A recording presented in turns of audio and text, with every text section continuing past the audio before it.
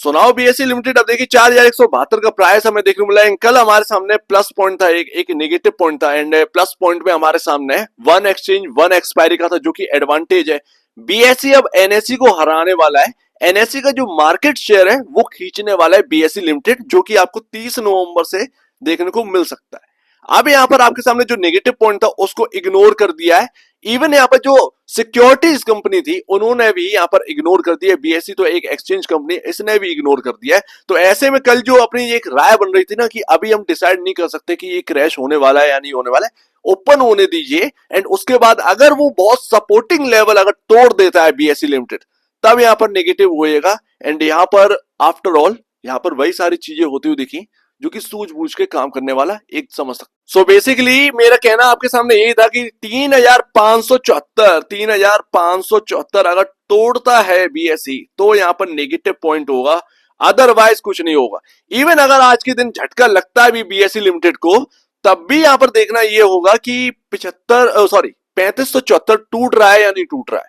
तो ऐसा कुछ भी नहीं हुआ, 1% की गिरावट के साथ ओपन हुए, एंड यहां पर वापस से तेजी बनना स्टार्ट हुई बिकॉज ऑफ मार्केट शेयर आप एनएससी को ला रहे। तो एनएससी के लिए नेगेटिव है, बीएसई के लिए बहुत पॉजिटिव बन गया है।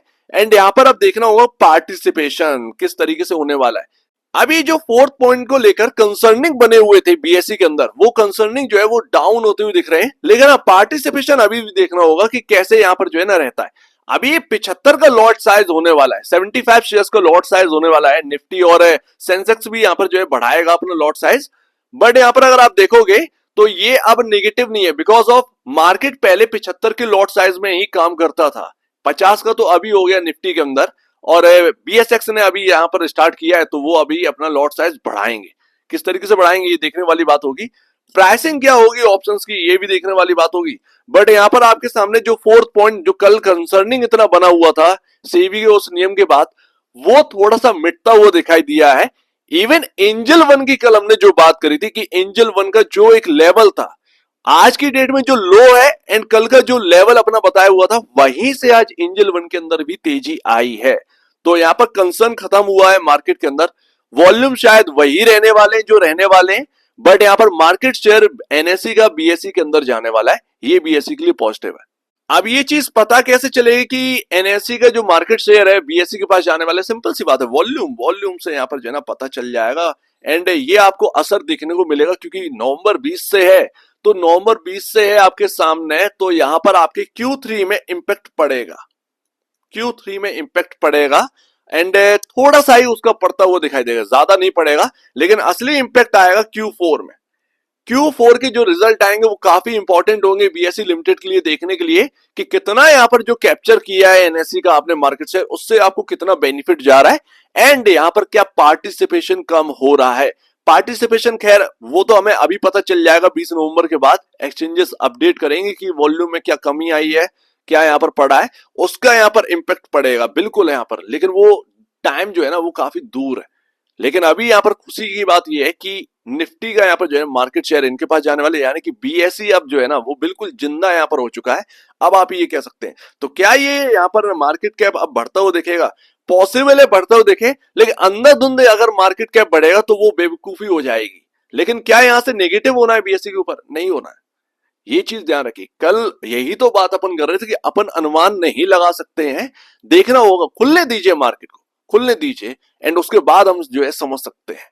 तो वही चीज जो है ना आज पेशेंस वाले लोगों ने काम कर लिया होगा अच्छी तरीके से, लेकिन कोई भड़बड़ा गया होगा तो वो भी एक बार रुक गया होगा, क्योंकि 1% की गिरावट के साथ ऐसे तो बहुत ज्यादा नेगेटिव होता तो 10% ओपन होना चाहिए था नीचे, बट वो 1% की गिरावट के साथ ही ओपन हो रहा है, तो कोई डरा नहीं होगा। ज्यादातर देखने की कोशिश कर रहे हो कि क्या हो क्या रहा है। एंड मुझे लगता है कि बीएसई अब और महंगा होने वाला है, क्योंकि अब ना एनएससी का आईपीओ आने वाला है। एनएससी का आईपीओ आएगा तो बजिंग रहेगा, लेकिन अब देखिएगा कि एनएससी के शायद जो प्राइसिंग है ना, जो प्री आईपीओ प्राइसिंग है, उसमें शायद कटौती होना स्टार्ट हो, शायद एनएससी की वैल्यू डाउन थोड़ा सा आना स्टार्ट करे, बीएसई के बढ़ता हुआ दिखाई दे, एनएससी का कम होते हुए दिखाई दे। ये पॉसिबल है, पॉसिबल है, क्योंकि अगर आप देखें बैंक निफ्टी अगर खत्म हो जाएगा यहाँ पर एनएससी का, ठीक है, और फिर निफ्टी भी चला गया, तो ये तो ना डबल बोनंजे जैसी चीज है बीएसई के लिए। बीएसई के लिए बहुत पॉजिटिव है वाकई में, एनएससी के लिए हो ना हो, बट बीएसई के लिए बहुत पॉजिटिव है। एक अनुमान यहाँ पर मिल चुका है, अब इस अनुमान के साथ आपको चलना होगा। तो क्या करें आज की डेट में भैया, क्या करें? क्या बीएससी खुद ही कर रहा है अपना? यहाँ पर जो 4200 का जो टॉप बनाया हुआ था उसको क्रॉस कर दिया होगा मेरे ख्याल से। अभी तो मैंने यहाँ पर जो है ना 4195 का यहाँ पर लेवल देख लिया है, तो यहाँ पर 4200 का लेवल क्रॉस हो रहा होगा। बस यहाँ पर यही देखना है 3574, ये याद रखना। अच्छा, अगर इतनी तेजी हो रही है तो अगर कोई गिरावट है तो उसको डरिएगा मत, डरिएगा मत। वो एक अपॉर्चुनिटी ही क्रिएट करेगा इस स्टॉक के अंदर, ठीक है? तो वो सारी चीजें हैं।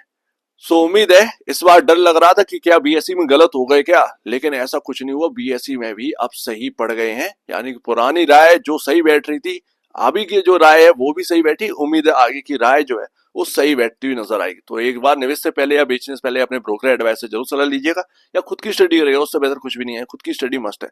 तो आप दीजिए मुझे वीडियो देखेंगे, बहुत धन्यवाद दोस्तों।